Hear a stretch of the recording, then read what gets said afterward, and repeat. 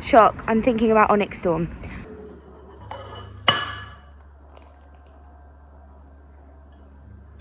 What was that? Like, sorry, I've just got my paperback version of Onyx Storm, like, exclusive. I finished Onyx Storm last night.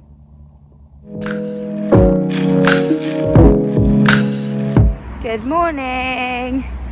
Happy vlog day. I'm on my hot girl walk, although it's not feeling very hot. It's freezing cold in the UK, but I'm on my hot girl walk. And shock, I'm thinking about Onyx Storm.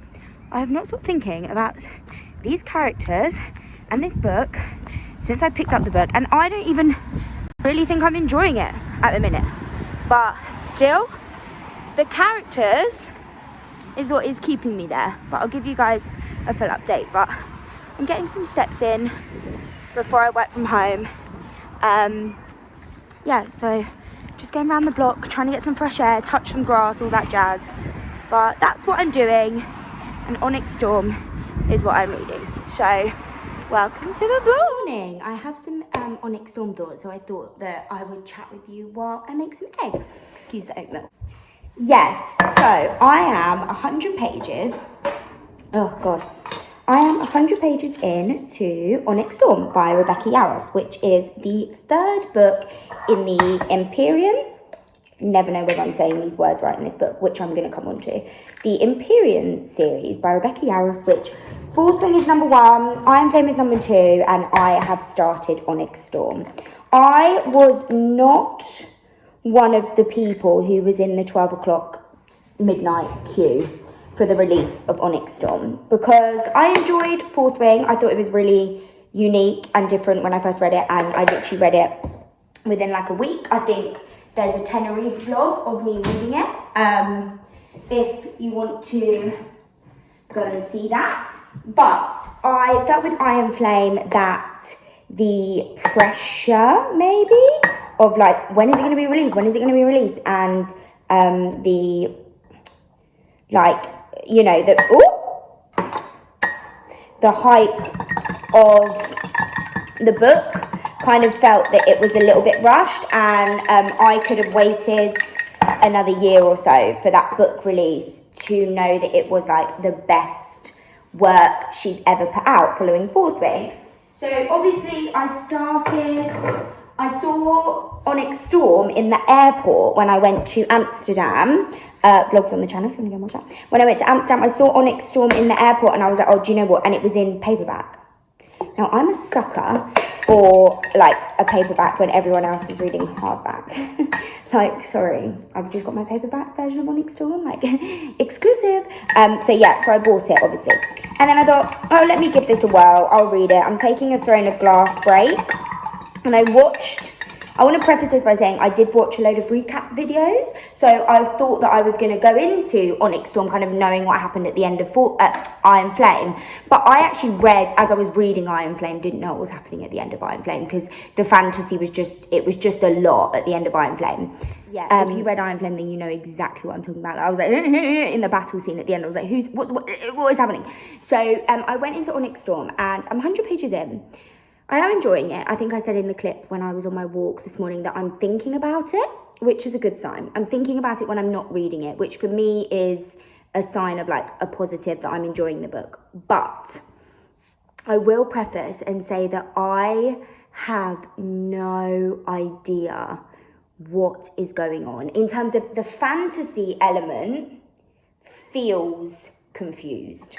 And obviously I'm a fantasy reader, so I have obviously done ACOTAR, I'm reading Throne of Glass, like Throne of Glass is heavy fantasy, I'm like 4 books into that, and I completely understand the world of Throne of Glass. I understand what Sarah J Maas is getting at, I understand who's on what side, what's going on. So I want to just preface this by saying I am a fantasy reader, and I do read fantasy regularly. It's my chosen genre. So I'm not like going into this as someone who reads romance books and then is like, why am I not understanding Iron Flame? Which I don't think should matter anyway. But yeah, I am very confused. I listened to podcasts, I watched like 2-hour recaps before I started Onyx Storm, and the fantasy to me feels a tiny bit confused, and the reading feels...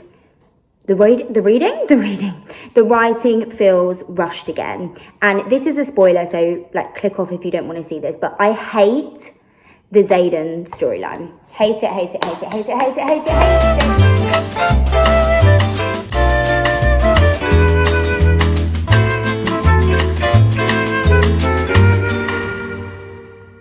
Please do God excuse the state of me. I've had a hormonal breakout, but I just need to update you guys. I'm 47% through this book.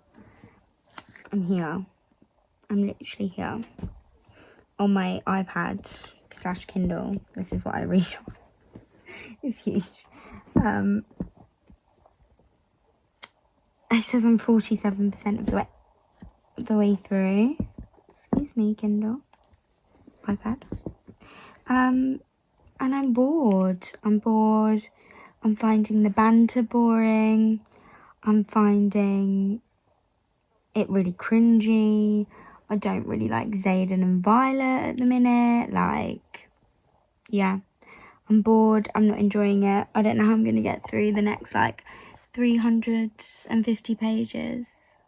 I'm 60% through my book, and we've just met Xaden's mommy. Xaden's got mommy issues. I knew he had mommy issues. Yeah, I'm on chapter... Excuse the double chin, but I say what chapter I'm on literally on page 300. I'm on chapter 35. I have this much left to go. I'm bored, to be honest. They're just going from like one place to one place to one place to one place, and I'm kind of boring, and there's like too many places, and the fantasy is just quite heavy, and they're not even really being very romantic, but then the romance that we do have I'm finding quite cringy. So I don't know how I'm getting through the next 220 odd pages of this bad boy. But yeah, this is where I am so far.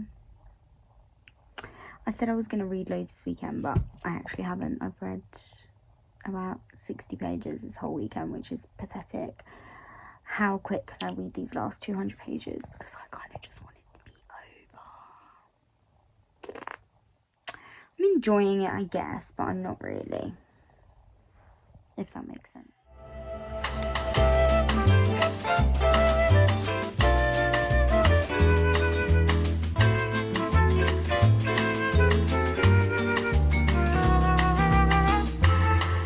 Please excuse the state of me. I've literally just woken up and picked this book up. But this is a genuine reaction to every time that I read a high stakes fantasy book, which I do all the time. Like all the time. I'm a high stakes fantasy reader, and this is literally how I sit and read. I'm gonna give you a live demonstration. I'm like this. I just always have my hand to my mouth, and something just happened, and I think I figured out.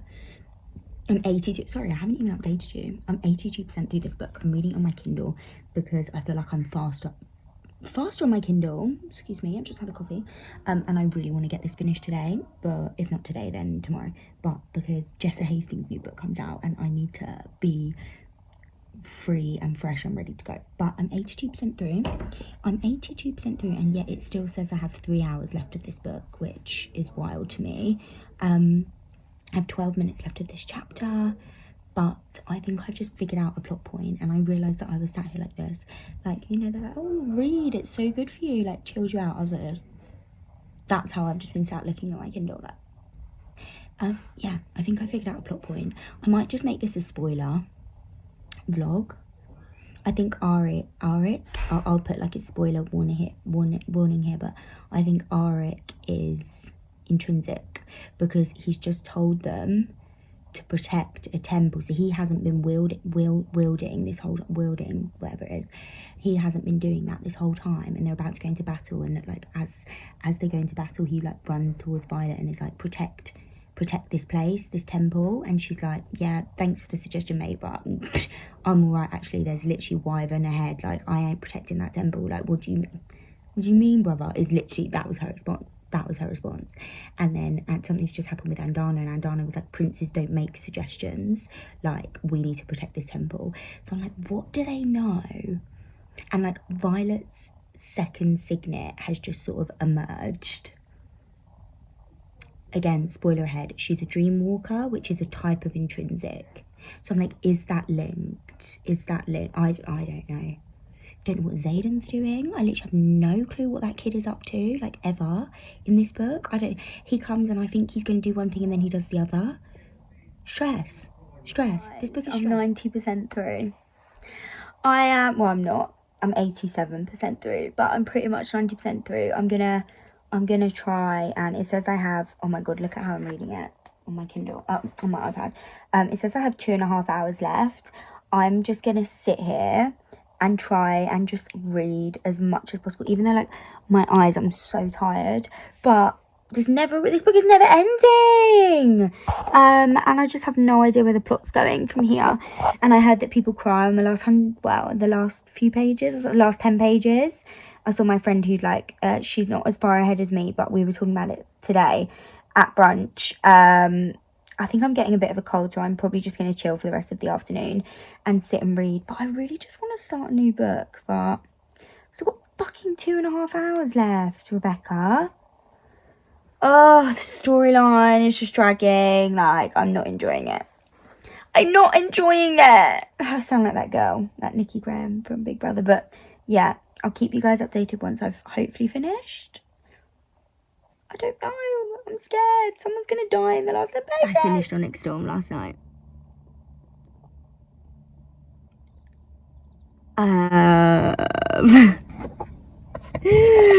I'm going to sit down and properly decompress, hopefully this evening after work, but I just texted Elise and was like, I need something to decompress from that ending, because what's in the buck show was that, Rebecca? Excuse my French.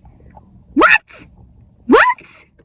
Oh my god, that last page, like, first of all, I don't understand, but obviously I'll get into it when I give you my full thoughts and feelings. But first of all, everyone was crying. I didn't cry. I don't know. I didn't cry. Like, there was a death of someone. Sorry, that's not actually a spoiler, because there's always a death of someone at the end of those books.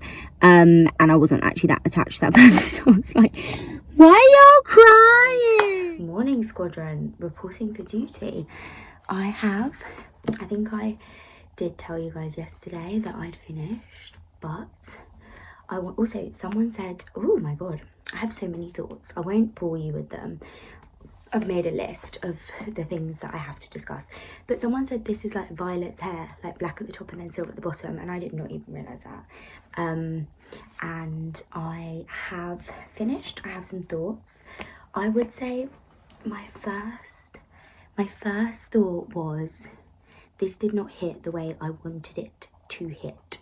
Okay, that's off the bat. So if you loved this, I'm so happy for you. I love you, but it did not hit the way for me. Secondly, so I have some initial thoughts. Reardok carried this book with the comedic timing, because I feel like if there wasn't that light-heartedness of Reardok and whatever, it would have just been heavy. So first of all, I would like to thank Reardok for genuinely carrying. Second of all, I would like to say that Zayden gave me the ick for the first time in this book series, because I feel like it was all too, it's only you, like, it was all, and like, I get, like, if you're a words of affirmation girly, then that's probably like, you're gonna eat this book up. But for me, like, you guys have been together like in 3 books now, like pretty much 3 books, like obviously they got together in 4th Wing. I don't need to be reminded every other page that you love each other, because of course you do. Like, I'm literally like, God knows how many pages into this series now, adding in the 2 books. I get it, you love each other. So I would say that was my bugbear. I didn't need to hear it every other page. It was kind of cringy and made the writing feel like for the first time ever, I was like, oh, okay, he's written by a woman, because like, you kind of don't want to feel that when you're reading about your book boyfriends. Like, I never once was like, Cassian's written by a woman, like, ever. Like, these people are real to me. Coffee break. Spilling the tea with G. And yeah, that was kind of annoying. He was too cringe, and the plot I could not keep up. So everyone on TikTok, so obviously I finished it really late on Sunday night, and everyone on TikTok was like, who's the brother, who's the brother, who's the brother? Obviously this is a spoiler vlog, so if you haven't read this, then don't read it. Who's the brother, who's the brother? I didn't even pick up the hint about the brother. Like, I feel like the plot was so all over the place at times that I kind of want to go back and read the ending again, but I'm not actually that bothered enough to do that. I'll obviously just read it when, like, the fourth one comes. Please don't judge me when I say this, but I feel like Rebecca Yarros I don't feel like we would be friends in real life, because I don't think we have the same sense of humour, her and her cute little black pumps and her like bits of purple hair. I just don't think I'm gonna have to ask Slice if this is too bitchy and I should take it out. I don't think me and Rebecca Yarros would be friends in real life. So I don't find her funny. I don't find her humour funny. Okay, maybe I'll take out the bit about her pumps because that was below the belt. I'm sorry, Rebecca, but I just don't think we'd be. Who's Llewellyn? Who's like Kai? There's too many kings. There's too many provinces. There's too, and the thing is, and I need to preface this, I am a fantasy reader, so I am aware of world building and like maps, and so I should get this. There was nothing in here that should be above me, but it was just confused. I think it's confused and it's rushed, and you're kind of dragging plot points out that may make sense at some point, but you're going to lose that momentum when it makes sense in book 5, because I read it in book 3 and didn't understand it in book 3. Just a Hastings day today, so see you in the next video. Thank you for watching.